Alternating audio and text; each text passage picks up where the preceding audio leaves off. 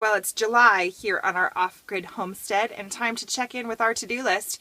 We gave ourselves kind of an ambitious plan in our New Year's video, 10 items that we wanted to accomplish this year on the off-grid homestead. And I'll link up that video for you if you want to go back and see it. Today we're going to try and go down the list and give you an update on each point.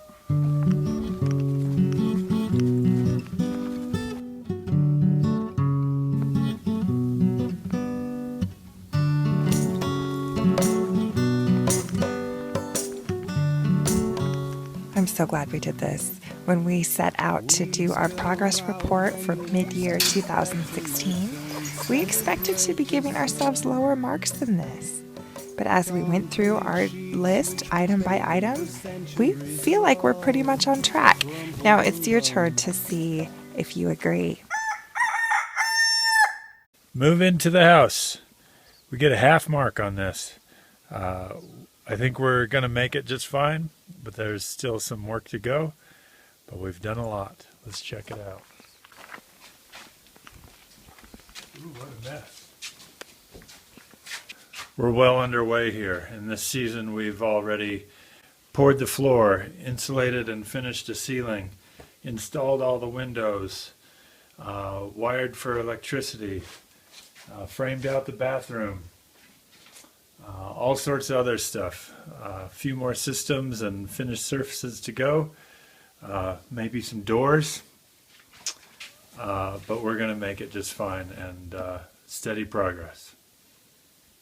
The second item is more garden, and we're giving ourselves full enthusiastic marks for that one because we worked hard and we doubled our garden space. And the ground is not incredibly fertile, and so I wouldn't say that we have doubled our garden output. But what we've done is take a pencil sketch and sketched out what's going to be a really wonderful garden space. We also created our first crop garden, a large garden for a single crop further away from the house. And that's a complete failure because we didn't fence it and the elk just ate it. Not a complete failure because it's potatoes and there will be some under the ground and we'll go ahead and dig up what's there. But we don't give ourselves marks for that, but it was kind of extra anyway. Doubling this main garden space and building an herb garden right around the yurt are things that we have accomplished and are feeling great about.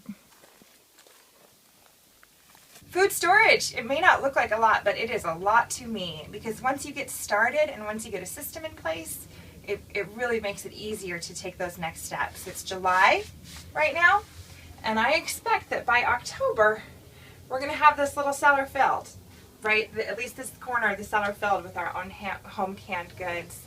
Some of them will be from our garden and some of them will be from the grocery store or the farmer's market. We're going to get ourselves stocked up so that we can, for the first time, eat primarily from our food storage of canned goods and dried goods all the way through the winter. We know this is a sensitive subject for many, but we find it irresponsible to breed an animal that we can't butcher. So before we get our does freshened and milking, we wanted to be skilled and confident in managing the meat as well as the milk. Well, we did it, but I think we get a half mark on it. We still have about 20 pounds of meat in the freezer that needs to get ground up and processed into sausage, which is what we want to do with it. We did eat a couple of roasts, and it was very tasty, and we're very happy to be producing our own meat here, since we are meat eaters. The task itself went just fine. We had plenty of help with it from a good friend, but we need to put a little more work in to make it exactly the way we want to use it. Brush clearing. Creating a defensible zone around our house. I think we get a half mark on this one as well. We've done a lot, but we have 3 acres of overgrown forest here, so we have a lot more to go to really be fire wise. That's the reason why we're doing it, is to have a defensible zone around our new house.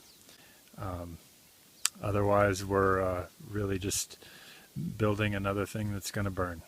rocket mass heater. So a rocket mass heater is an efficient way to use wood if it's done right. We want to cut our wood consumption, and we want to be able to retain that heat. So it takes the heat from a really intense fire and it cycles it through a bunch of ducting and a thermal mass, and it stores that heat rather than sending it all up the chimney. I've been gathering materials. Got a whole stack of this fire brick. I have a big pile of ducting, mostly 8-inch, and I bought Ernie and Erica Weisner's book, and so we have a lot of the elements. We have to put them all together. We'll do that September or October, whenever we get to it, and I even have somebody lined up to help us. Make more videos. Boy howdy have we been making videos. We're at over 135 videos on the Fatchamatic channel. We haven't been completely consistent about it. Sometimes we feel like it's really a job that we do, and other times we think it's not that big of a deal. So we're going for a little more consistency. 3 times a week, Monday, Wednesday, Friday. Oh, and I have also, just this week, really, just in the last couple weeks, started my own channel too, which I'll link up, where I will be doing a lot of personal narrative, storytelling, and opinion. So we're going to give ourselves a pat on the back for doing what we set out to do, making a bunch of videos of our interesting off-grid life. Stay home. We're going to give ourselves full marks for this one too, with the exception of my brother's wedding, which is kind of important. We just haven't traveled this year. And to be clear, for this goal, we aren't against traveling. We just knew that with so much to do this year on our homestead, we needed to dig in and find ways to entertain ourselves right here. So we've got some great neighbors that the kids can hang out with, and they have so many activities right here, including a pond to play in and a playhouse to build. And right now they're making necklaces with some beads that were given to us by a fellow YouTuber, actually, Homeplace Journal. Milo's making a ring, and I finished my bracelet. So we're doing a good job of making the home the center of our lives, and the family the center of our lives. We're going to give ourselves full marks for that one. Improve electrical systems. Half a mark on that one. We still have some work to do, but we have taken care of the wiring for AC side in the house, and then we just need to take care of the supply side, panels and batteries and that whole system. But it's in the works. Well in the works. Down in the yurt, we have a system that is working that we put in last year. Last year on the list was do something solar, and we certainly did it. For the house, we need to scale up and move the system up here. We have bees. The thank you here goes to Christopher Kirk, who of course has done a lot of the work as well as the mentoring and getting us set up with 2 beehives. And I'll link his channel below. I'm going to give myself a half mark here because I still have some work to do to get these bees ready for winter. We took out just a little experimental bit of honey, but we're not actually harvesting honey this year. And I am still feeding them to get them ready for the winter in hopes that they'll make it through. I don't know if I consider myself a beekeeper yet, but I definitely have broken through that obstacle, and I'm fascinated by these wonderful creatures and their capacity to produce honey.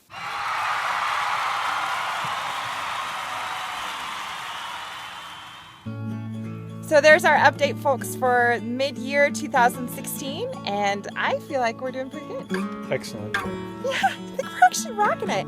For us, the homestead process, just to put it in perspective, has been really ups and downs. Our first year felt really great. Our second year was pretty awful. Well, Pretty bad. it was rough. And now I feel like we're really picking up again. The change psychologically is incremental, but then when you look back over it over 6 months, we're doing a lot, and we're really pleased and proud that we have chosen a lifestyle in which we can just put our backs into it and do our best work. Absolutely. Thank you all for coming along and watching and encouraging. We appreciate you. See ya.